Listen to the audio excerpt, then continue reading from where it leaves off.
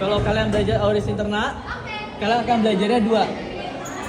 Labirintis yang osseus sama labirintis yang membrana seus, ya. Kalau osseus dia dari kata os, tulang. Ya, nantinya kalian akan lihat di sini yang kayak bentuk kayak gini, itu adalah labirintis yang osseus. Kalau kalian buka, nanti ada kayak struktur yang kayak jaringan ikat, itu namanya labirintis membrana seus. Kalau de responsi, labirintis itu tuh yang sering keluar tuh yang membedakan kanalis semicularis, membedakan cochlearis, nervus vestibularisnya yang keluar, sama nanti pintu-pintu pendengaran yang sering keluar. Oke, sekarang kita lihat yang kanalis semicularis. Nah, kalau kalian lihat di sini, yang mana yang labirintis osseus? Yang ungu apa yang nggak ungu?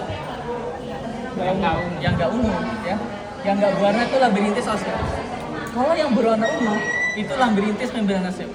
Ya, itu yang perlu kalian ingat dulu pembukanya. Nah, ini adalah labirintis osseus. Ya, dia tuh kayak tulang. Jadi telinga kalian di bagian dalam tuh ada tulang lagi. Nanti tulangnya itu kelok-kelok dan isinya itu perilimfe. Harus kalian ingat, isinya perilimfe. Nantinya cairan ionnya juga akan sifatnya kayak perilimfe. Nanti ada 3 bagian dia. Vestibulum tuh yang tengah sini, canalus semicularis yang ini, cochlea tuh yang ini. Ini bagiannya kalau dibuka bagian dalam. Dan ini adalah gambaran daripada vestibulum. Vestibulum itu yang ini doang. Ya, ini vestibulum. Dimana vestibulum itu nanti kalian ingatnya cuma 2. Utriculus sama sacculus. Sama-sama buat keseimbangan. Yang vertikal yang mana? Utriculus atau sacculus? Sacculus. Kalau horizontal? Utriculus. Dimana kalau dia naik gunung yang kerja yang mana? Sacculus. Yakin? Naik gunung nih. Utriculus. Utriculus atau sacculus kira-kira? Utriculus. Yakin? Yang lain? Yakin kalau utriculus dia buat naik gunung? Saulus. Enggak, mau naik gunung itu secara normalnya itu 2. Karena dia naik percepatan Dua-duanya, bersama dia naik horizontal. Jadi sebenarnya itu 2 itu ya, terus sama-sama. Ya sebenarnya itu soal yang menjebak sih. Jadi sebenarnya kalau naik gunung secara normalnya, secara teori akan jawabannya sacculus. Tapi secara prinsip normalnya, fisiologisnya itu kerja 2. Karena dia bersama dari horizontal sama dia percepatan, gitu kan? Itu soal yang selalu menarik. Nantinya di dalam vestibulum itu ada namanya fenestra ovale. Fenestra ovale ini yang akan berhubung dengan auris yang media. Di mana dia akan berhubung, sini akan mengalami getaran tersebut akan diteruskan ke dalam cochlea buat pendengaran istilahnya.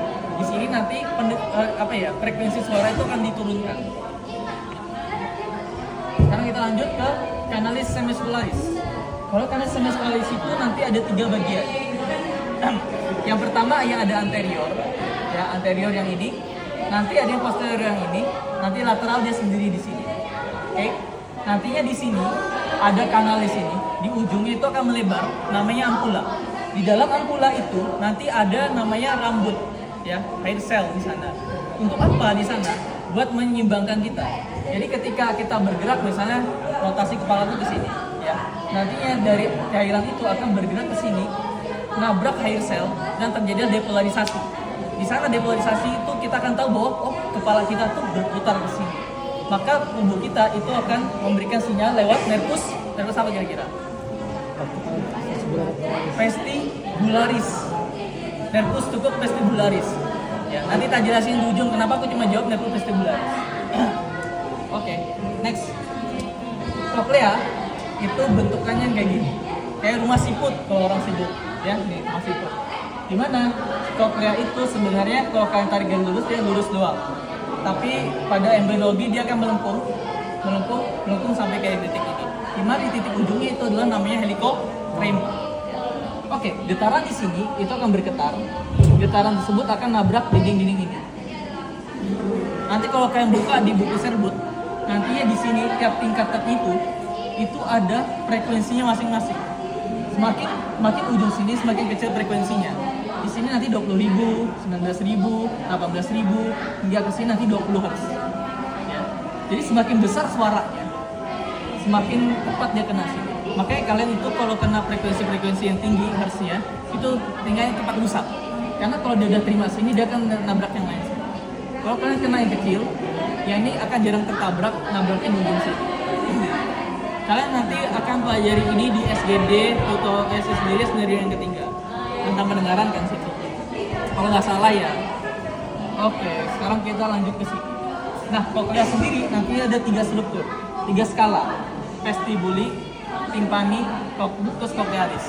Nah, yang penting di sini adalah kalian tahu yang mana yang fungsinya buat menerima getaran, mana yang endolimpa, mana yang perilimpa. Perilimpa yang mana nih di antara 2-3 skala ini? Yang mana kira-kira? Perilimpa. Sampai duduk ya. Oke, yang mana nih? Yang skala vestibuli sama yang skala timpani, karena mereka itu di luar. Perilimpa itu luar. Ya, periper limpa. Jadi dia di area luar ini adalah perilimpa. Dan di bagian dalam sini itu adalah endolimpa. Dan di sini yang berfungsi buat menghantarkan getaran menjadi sinyal persarapan itu adalah ductus cochlearis. Nanti ada namanya membrana tectoria. Jadi getaran tadi aku bilang, dia kan menerima getaran, dia kan nabrak sini getar. Nanti dari getaran itu di bawah perilimpa itu getarkan ke sini. Nanti membrana tectoria itu terpukul gini. Ketika dia terpukul gini, pintu-pintu ion itu akan terbuka. Ketika pintu ion terbuka, terjadi depolarisasi saraf. Sarafnya itu yang ini. Ya. Saraf-sarafnya terdepolarisasi, maka dia akan aktif. Maka dia akan meresponnya sebagai pendengaran. Begitu cara kalian bisa mendengar. Nah, yang membawa nervusnya apa? Nervus cochlearis. Oke, secara prinsip nervus itu mana ya? Ada deh. Nah, ini koklea, dia itu ada membrananya, ada dasarnya sendiri-sendiri. Tapi yang kedua ini tuh nggak terlalu sering kepake, yang seringnya ini. Di skala media yang ini. Dimana di skala media itu ada namanya membrana tectoria yang membuat getaran tuh getarannya diterima. Di sini ada hair cell nanti berubah jadi saraf. Ya, di sini dia akan sarapannya. Set, nyambung dia. Nanti di sini ada namanya modius cochlea. Modius cochlea itu tulangnya. Jadi tulang yang bikin dia melengkung itu namanya modius cochlea. Terus kita ke labyrinthus membranaceus. Ya. Ini membranaceus itu isinya adalah endolimpa semua. Artinya kalian kenal ada utriculus, sacculus, ada ductus cochlearis, nanti ada ductus semiscularis. Dan kalian udah kenalan tadi. Ini adalah perbedaan daripada utriculus sacculus. Kalau sacculus itu dia merespon vertical acceleration, kalau utriculus itu horizontal. Dimana nanti akan ada perbedaan anatomi seperti ini. Sebenarnya kalian bisa melihat perbedaan dari situ. Mana yang lebih opal, mana yang lebih bulat, mana yang posterior superior, mana yang anterior inferior. Kalau di responsi itu jarang keluar ini, karena ini lebih ke histologi dan fisiologi. Kalau di anatomi, dia lebih sering ke tulang pendengaran, struktur koklea, nantinya membranaceus itu ada apa aja, labyrinthus osseus itu ada apa aja. Sama nanti di ujungnya tuh ada ampula atau enggak gitu. Nah ini juga nanti gerakannya buat rotasional ya. Ini ductus reuniens, itu ductus yang kecil di sini dihubungkan antara sacculus dengan koklea. Ya. Dihubung sini nanti ke atas. Oh ya, aku mau jelasin dikit lagi. Di sini yang ductus ini ada nama ductus endolimpaticus, ini sacculus endolimpaticus. Ductus ini itu nanti menerima cairan-cairan limpa. Ya kan nanti kan belajar endokrin kan. Nah, salah satunya tuh ini juga termasuk masuk ke dalam arah endokrin, belajar limpa. Dimana kalau terjadi overproduksi dari limpa tersebut nanti terjadi suatu penyakit. Nanti penyakitnya kalian sebut sebagai Meniere disease. Meniere disease itu masalah di keseimbangan endolimpa perilimpa. Dimana nanti terjadi namanya hydrox endolimpa, dimana endolimpanya cairannya berlebih. Nanti akan terjadi dua gangguan, pendengaran dan keseimbangan. Nanti kita baca di akhir, itu termasuk yang sering keluar di UB. Kalau di responsi itu jarang ya, sekali doang boleh. Ini adalah rambatan getaran ya. Dimana dia terima di telinga, terus dia getar gitu. Sampai dia keluar, dinetralkan kembali oleh namanya penestra cochlea. Jadi kalau di sini dia buat meningkatkan frekuensi penestra vestibuli, kalau penestra cochlea itu buat menetralkan getaran agar getaran tersebut tidak tersimpan selama-lamanya. Rasanya kayak selama banget. Nah, Sini. Nantinya ke sini. Ini ada namanya nervus vestibulocochlearus. Padahal tadi aku cuma nyebut nervus vestibularis sama cochlearis. Jadi nervus ini tuh punya 2 cabang nantinya. Dia akan berpisah. Satu itu ke canalis semicularis sebagai nervus vestibularis. Nanti ke satunya nervus cochlearis itu buat pendengaran. Jadi mereka nervusnya berbeda. Gak bisa di satu sama. Kenapa? Karena nantinya mereka itu ke nukleus yang berbeda di batang otak. Kalian nggak usah hafal nukleusnya, serius nggak usah. Nggak usah. Nanti kalian kenal ini doang. Ini nggak usah pusing nanti. Kecuali kalian mau tutor, mau SGD mau lengkap, ya ini jelasin. Ini kita ke klinis ya. Kalau di klinis itu di otoskop kalian akan melihat suatu os. Osnya apa yang kelihatan? Malleus ya. Ini penglihatan membran timani ya. Kalian hafalin 5 ini. Biasanya kalau kalian nanti skill lab pemeriksaan THT, kalian wajib laporin 5 ini. 5 ini wajib. Tapi sebenarnya cukup 3 ini pun udah cukup. Kalau aku biasa laporin 3 ini aja. Ini ada pemeriksaan garpu tala. Garpu tala tuh sangat penting buat kalian bedain tuli konduktif atau tuli sensorineural. Kalau tuli konduktif itu tuli yang bermasalah dalam pembawaan getaran bunyi. Tapi kalau tuli sensorineural yang bermasalah nervus cochlearisnya atau nanti di otaknya pusatnya. Nanti ada rinetes. Kapan kita bilang rinetes negatif? Kalau nggak kedengaran beda. Nggak kedengaran, betul ya. Rinetes negatif itu ketika nggak kedengaran. Biasanya kalau rinetesnya negatif, kalian curiganya tuli konduktif atau sensorineural? Konduktif ya. Rine itu buat cek tuli konduktif atau enggak. Nah, kalau kalian nggak ketemu dia negatif, 90% dia tuli konduktif. Atau nanti ada sermen probe di tengahnya juga bisa juga. Terus Weber test ya. Weber test tuh yang kalian nilai apa di sini? Lateralisasi. Kalau dia kesakit, kira-kira dia konduktif atau sensorineural? Ayo, kalau dia kesakit, yakin konduktif. Sensorineural ya.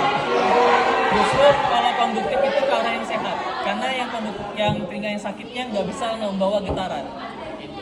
Kalau sensorineural itu nanti ada kesalahan persepsi pendengaran, di mana nanti yang mendengar seolah-olah yang sakit, padahal itu yang dengar yang sehat gitu. Istilahnya itu nanti kalian pelajari lebih detailnya lagi persyaratan telinga di batang otak. Nantinya ada percabangan ke arah yang sisi kontralateralnya. Jadi kalau di sehat tuh dengar, sakit itu terasa mendengar juga. Oke. Nah ini adalah penjabarannya ya. Sebenarnya nggak susah baca ini. Yang penting kalian tahu fungsinya masing-masing. Kalau rine itu fungsinya buat konduktif. Jadi kalau dia negatif pasti konduktif. Yang ini nih kalian nggak usah pusing lagi. Kalau swabats itu biasanya swabats itu buat memastikan lah. Kuncinya itu memastikan. Jadi kuncinya kalian misalnya kalian dites kalian. Kalau nggak ada dengar, kalian dengarkan di pasien. Kalau dia masih mendengar, itu berarti dia memanjang.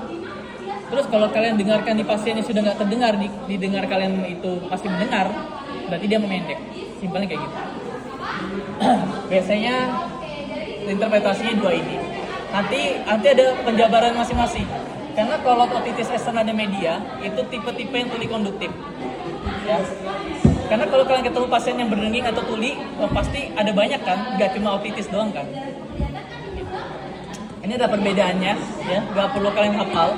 Yang paling kalian kenal aja dulu, nanti di semester atas kalian baca lagi. Ya, ini ada nama-nama lainnya, ya. Kalau di aurea sternatin paling sering tuh 2 ini, kening. Swimmer ear tuh kan akibat sering dia masukkan air, jadi dia sering mudah infeksi. Karena airnya tinggal sana. Kalau cauliflower ear itu, telinganya itu berdarah. Akibat dia saya tinju. Kalau kalian nanti cari di Google telinga Mike Tyson, telinga Pacquiao yang tinju Filipina, telinga mereka tuh pasti bentukannya beda, kayak kembang kol. Karena mereka sering kena trauma. Ya. Nanti ada otitis media tuh 2 ini yang sering. Otitis media, nanti cairannya numpuk di media, sama baru trauma yang nanti biasa di pesawat kalian akan merasa berdenging. Ini biasanya tuli-tuli konduktif. Nah, kalau tuli sensorineural itu masalahnya di sini biasanya. Ini adalah meningitis. Metathesis seperti yang bilang adalah hydrops endolimpe. Endolimpenya terlalu banyak sehingga nantinya dia menekan seluruh selnya sehingga dia seolah-olah depolarisasi. Nanti dia ada masalah keseimbangan sama ada masalah pendengaran. Udah kalian ingat itu doang ya. Mata nggak usah, mata terlalu rumit. Aku nggak akan bawain mata karena